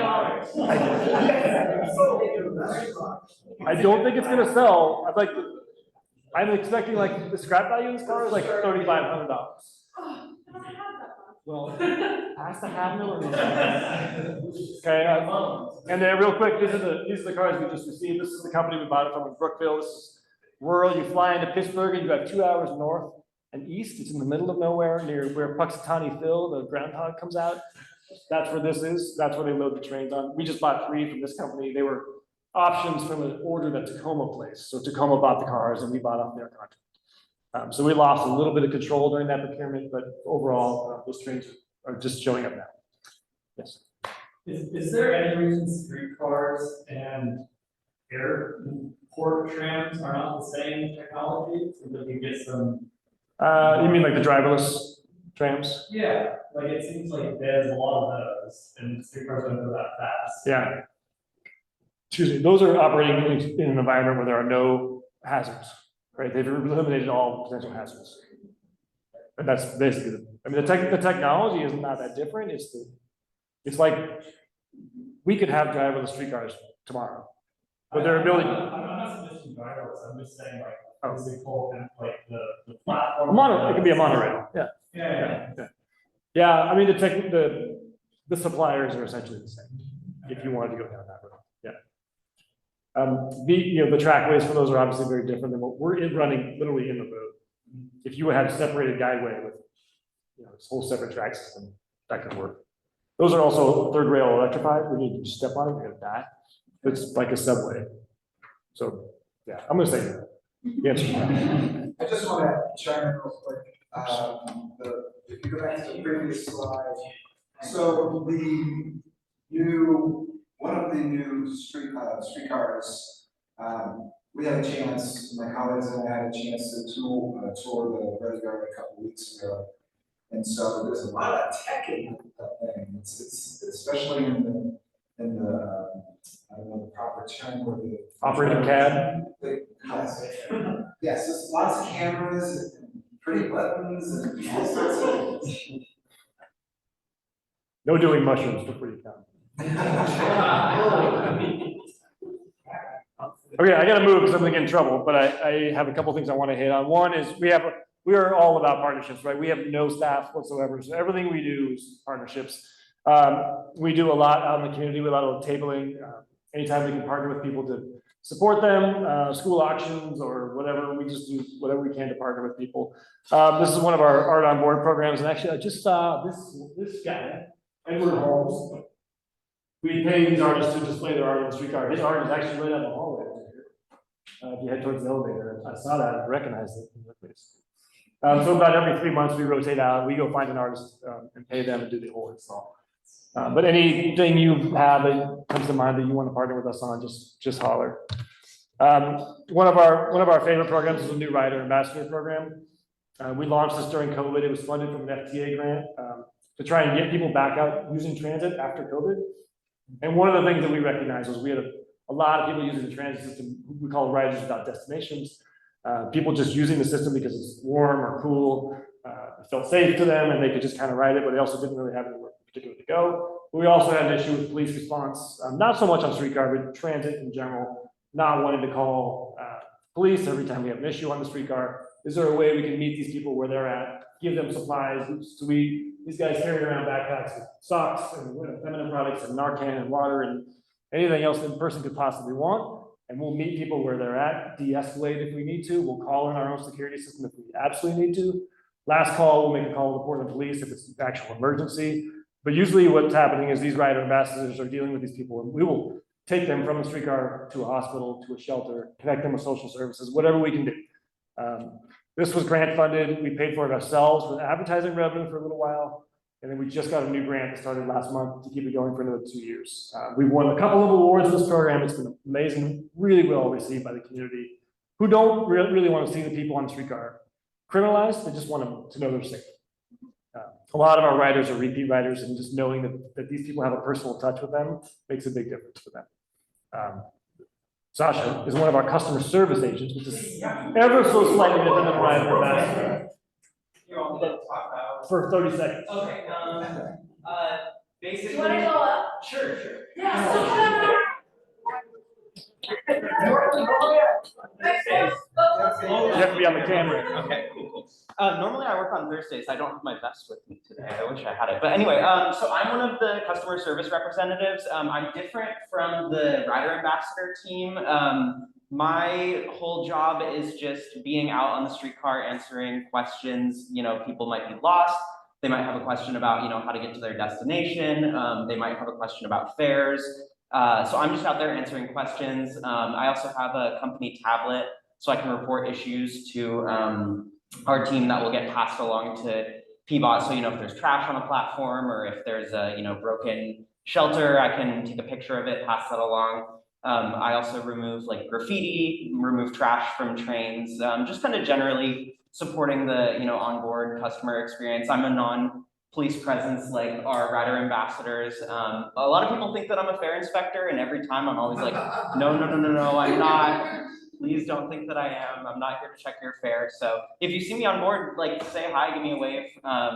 You know, I'm just out there, you know, being a friendly presence on board our trains. I do part-time around like 12 to 15 hours a week. So, and there's what, like three constant turnover, but yeah, there's a couple of us out there. So we have yellow vests, our rider ambassadors have purple ones, and I also interface with the rider ambassadors. So if there's someone on one of my streetcars who I think could use their resources, I can message them and just say, hey, can you guys come out to the streetcar? I have someone who might need help. So yeah, that's my role. We do have fair enforcement too. Just to be clear. Okay, for the sake of time, I'm gonna skip. If you really want to nerd out, there is a plan that was developed, I can't do math, 14 years ago. It's kind of irrelevant. This was adopted at a different time in Portland with different city leadership, but it did identify where we thought we were going to be expanding streetcar. It actually showed the map, if you can see the colors, it's not so well here. It actually assumes that we've already built the latest streetcar. So it's kind of, but happy to talk about that some more. This is the project that's really hot and heavy for us. It's an extension of the NS streetcar line to Montgomery Park, the building in Northwest Wilson and 27th. So this is our existing alignment here. It turns around at 23rd. We would turn, instead of turning left here, we would turn right, up 23rd to new streets at Roosevelt and Wilson through the former ESCO steel plant. And then there's going to be a new park up there, and then terminating right at the front door of Montgomery Park, coming back down to Wilson. And we're going to run two-way on Northwest 23rd without removing any parking. Again, our streetcars are 8 feet wide. Those lanes are 11 feet wide. If there's parking removed, it's not our problem. We didn't do that. We are limiting the number of stations on 23rd because we recognize we want to keep traffic moving. The really key thing to this project is we're going to be running 100% off wire. So all battery, no overhead wire, this entire segment. So really kind of getting back into the historic district as well, but just trying to maintain, there's a ton of trees on 23rd. Having to deal with overhead poles is going to be a total pain. So we're just, the new cars we're buying will have this new battery technology that allows us to go the entire route off wire. That'll be the first off-wire technology we've had in Portland, but it has been used. Seattle, Milwaukee, Detroit, they have off-wire technology, and it's good. The batteries last for about 12 years. They can usually go about 3 miles before they have to put the pantograph back up and recharge. A lot happening with the former ESCO site, which is here. So Montgomery Park is a big building you're probably all familiar with. It's surrounded by 18 acres of surface parking.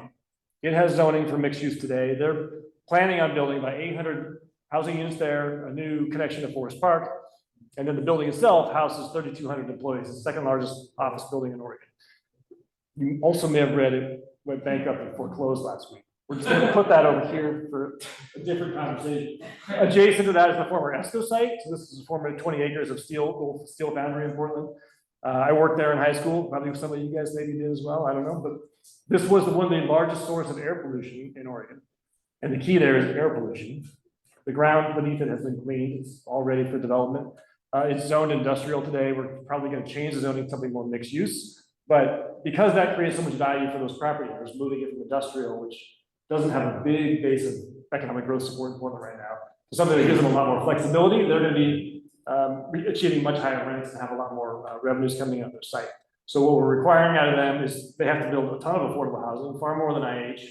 They have to build it first. So the first 2 buildings out of the ground will be affordable, as compared to the IH, the inclusionary housing policy we have today, which is if you build a building, you have 10 years after that building is done to build the affordable component. We're going to build that first. And that is like just banking that for the future. I see that as a big community benefit. We're running on York Street as well, not the streetcar, but the York Street will be built. There's going to be some dedication to the enslaved York, who was part of the Lewis and Clark expedition out to Oregon. There's a whole effort around honoring York's participation in the Lewis and Clark expedition. There's a new park, and there's a jobs component as well. We're going to have more jobs on this site, from a zoning perspective at least, than we would have had by keeping it industrial in the first place. And those jobs have to be middle wage, what the city calls middle wage jobs, which is a job earning above a certain threshold. I don't want to make up a number, but also you can get those jobs without a college degree. So we're trying to make sure it doesn't just turn into 5 stories of housing with a Starbucks underneath. We want a real mix of employment and housing within that area. Does that touch on your question at all? It did. Okay. But you said something else that's part of it. Keep going. People always say affordable housing, not low income. Yeah. Yeah. Affordable. Here's what we're doing. So we have affordable. So the way the zoning is going to play out is they have different ways of achieving it. And if they want to build deeply affordable housing, they are required to build fewer units. If they're going to build what the city considers subsidized affordable housing, I think it's 60% NFI, then it's just kind of normal policy. We're also requiring ownership opportunities in the site, so home ownership, paths to home ownership. So one of the things we're doing is reducing the amount of system development charges that they would pay the city for, say, a park, and just moving that into a down payment assistance fund. So trying to get homeownership opportunities, and then there's low income commercial spaces available for these as well. And then they're always building affordable housing in areas where people can afford it. Yeah. Yeah, well, I'd be curious to hear your thoughts on this. What we're trying to do here is build a dense, clean district that is served by transit, that has adjacency to Forest Park, and make sure that people have benefits to all these, or people have access to all these benefits, right? So So I'm gonna be out of tech with that, but escrow is still open. yeah. ESCO closed in 2014. It got sold to a Scottish company. ESCO still operates, but the steel foundry there doesn't exist. Yeah, it's worth a trip up there, because once you go there, you're like, oh shit, I see what they're saying. There's like 40 acres of land just sitting there right next to Northwest 23rd Avenue. Cause I didn't know where. Yeah, it's really a dead area, so the It's hope is. surprising, because it's got a beautiful building with like sign, I think it things there, it's just nothing. I'm working on that. Yeah. So that's part of my job. Like I run the streetcar, but I deal a lot with zoning and development agreements and all the things that go along with that, because that's how we get our action. I think I better stop there, which I think is almost my last slide anyway, but yeah, I was only gonna note that project is more than streetcar. We're rebuilding 23rd Avenue, which you've been on as a real moonscape. We're bringing federal funds into that program, so we're gonna use transit funds to rebuild 23rd Avenue, which if PBOT, I'm sure they've been here, has told you they're broke. If we can pay for their assets to a transit project, that's a real benefit to them as well. And yeah, I think I'll stop there. Yeah.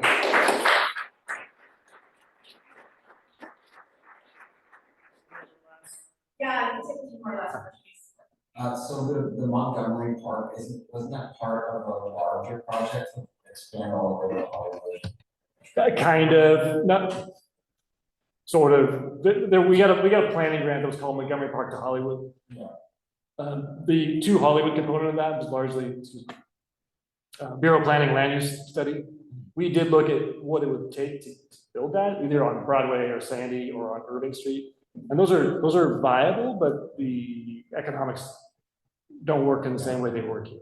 And again, I should say that a large component of the way we build streetcar is forming local improvement districts. So there is a component where the people on this streetcar line who are going to benefit the most from it are paying millions of dollars for it to happen. We're forming an LID that would be basically this boundary. It's going to be $15 million or so.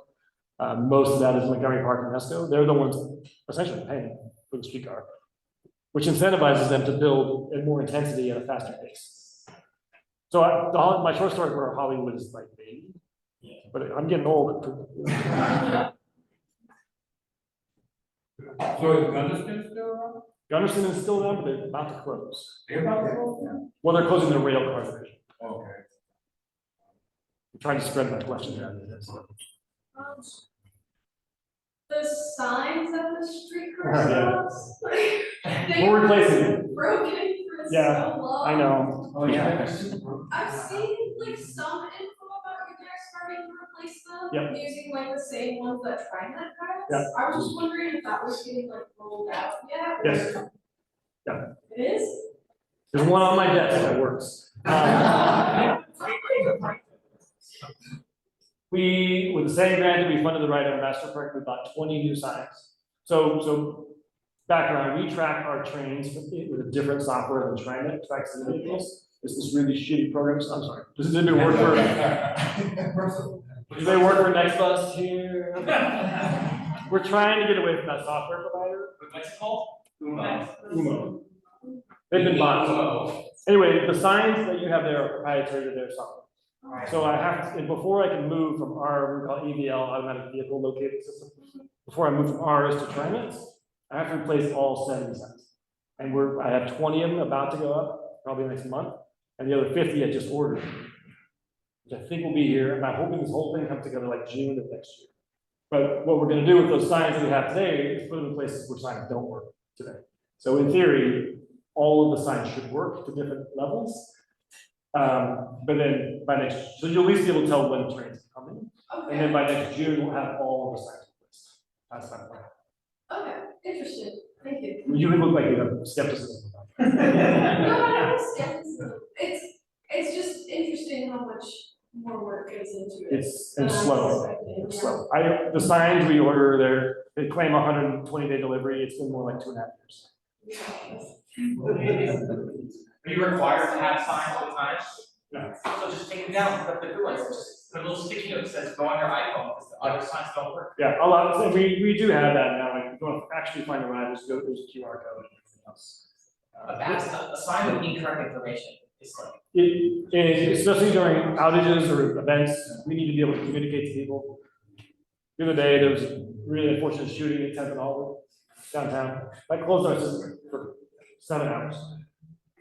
I mean, close the entire system, because every train goes through that. What's the new software that you're gonna use? It's gonna be TriMet. It's TriMet. Okay.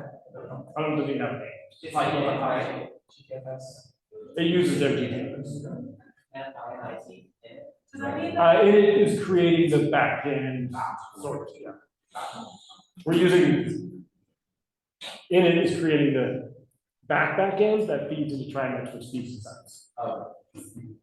That with the Hop app, that there will be live tracking, like where you can track the train and the buses, so the streetcars will also populate. Because the reason you can't do that now is we're using differences. Right. And honestly, I think TriMet could do that now if they really wanted to. When you open up the Hop app, it's the streetcar on there, the lane. Wait, the current streetcars do not have GTFS? Did you not say where they are? It's No, we not don't. on the Hop system, it's, you have to use a different one. Not double check. I'm sorry, last question. Not to change the topic, but if T-Bot project goes through this, we're back.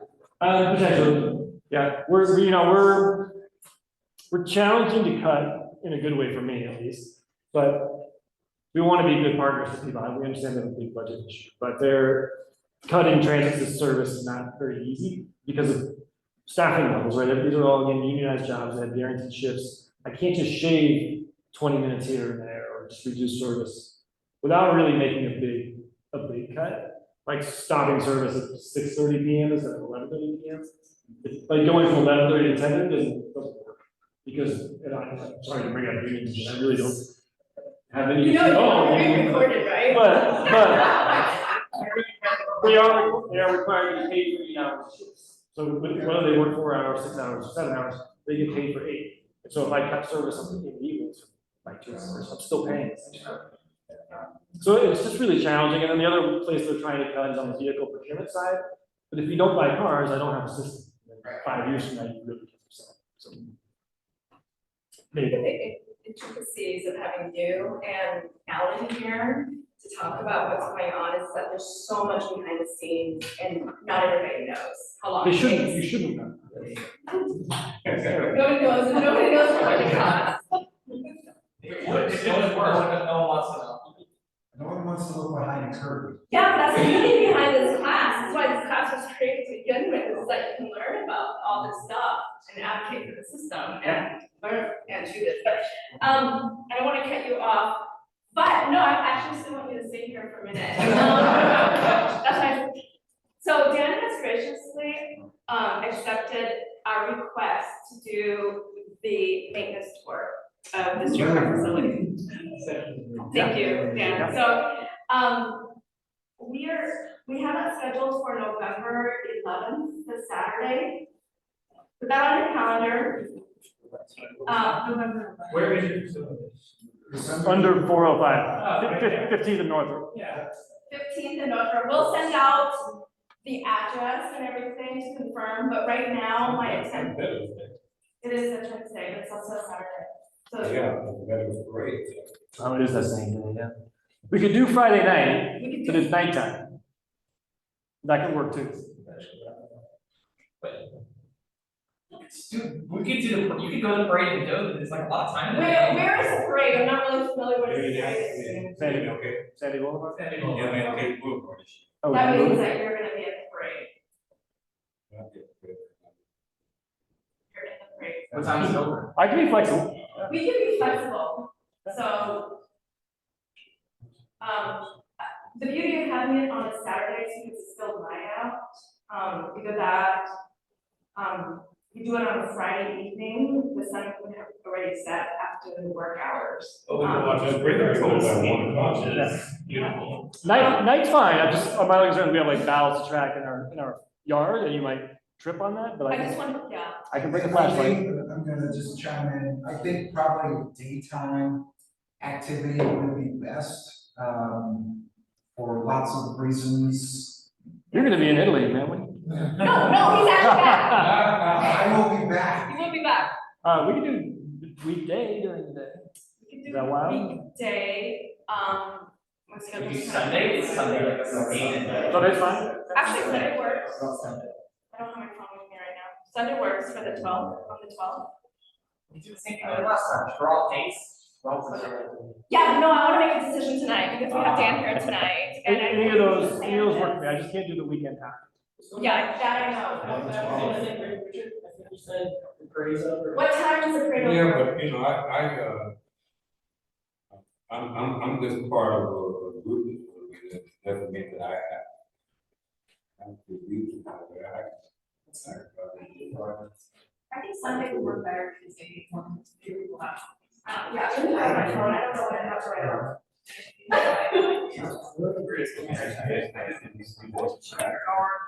see the show of hands of those who do Sunday? Okay. What's a good time for you? I'm free all day. Okay. Early? 10 o'clock? You didn't leave the site? You just change it to 12.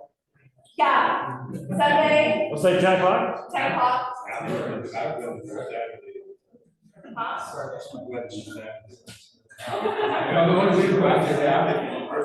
Yeah, no, no, I'm the tech. I know. Okay, so Sunday's hard for you.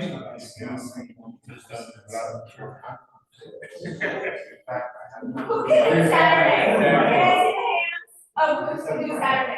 Is this the Saturday or Sunday? Yeah, who can do Sunday? Same. We can do Friday. Come by anytime, I'll be there. Yes, Oh, I was raising my hand. Is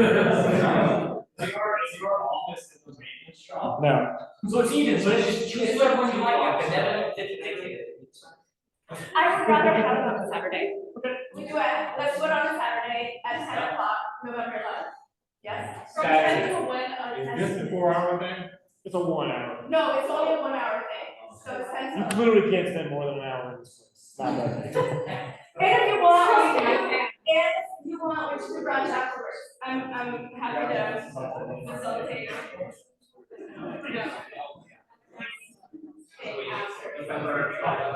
Okay, so we could, I heard November Saturday, November 11th, 10. yes, yes. If Richard, if that doesn't work, you can come by anytime. We can do 24 hour east side or west side. So should we all have that or some sort of something? Let me, I'll do this.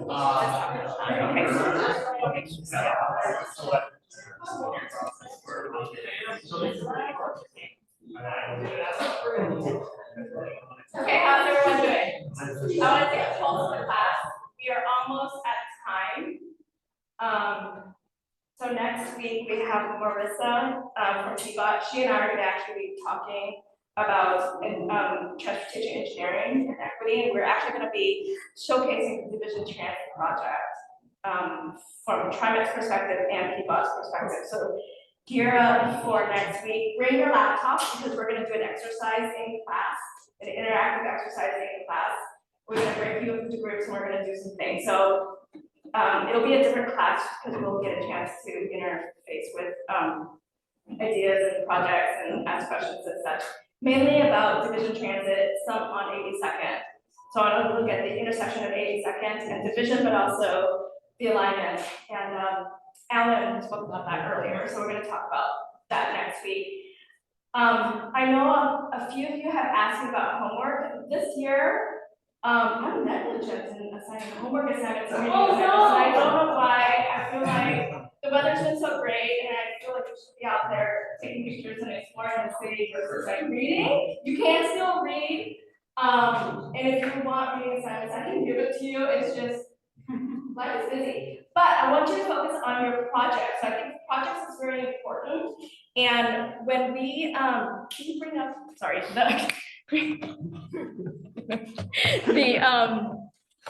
the syllabus. So so the syllabus has, if you have this, down again. The class project, so the assignments for the class project for each week is assigned here. So what I would like you to do is to go through each week and turn in the assignments in your Google or email to me and Surya of your solutions to each week. So that's essentially your homework for each week. It's not the reading assignments that I used to assign. Unless you want some, I can give them to you. And if you're taking a grade for this, I probably should. So I just really, what I want to do is for you to focus on the in-class and participation in class, and also just focus on your project, but be as engaged as you could be, because we've got some pretty high profile folks here. Yeah, very, very much. So that's the homework really, is you to focus on this, because at the end, you're gonna do presentations as we talked about. So that's what I have for projects, squared away about the field trip. We'll email you about final plans for field trip, and then just, go out in the city and enjoy. Take a break. Yes? And I want to let you know, Judge is off for 3 weeks. 3 weeks, starting this week. You're abandoning us. Well,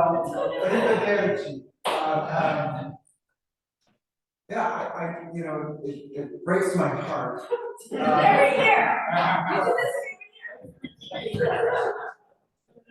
2 years in a row, it's just a coincidence. So I'll be thinking of you. I hope that fades away. I hope that fades away.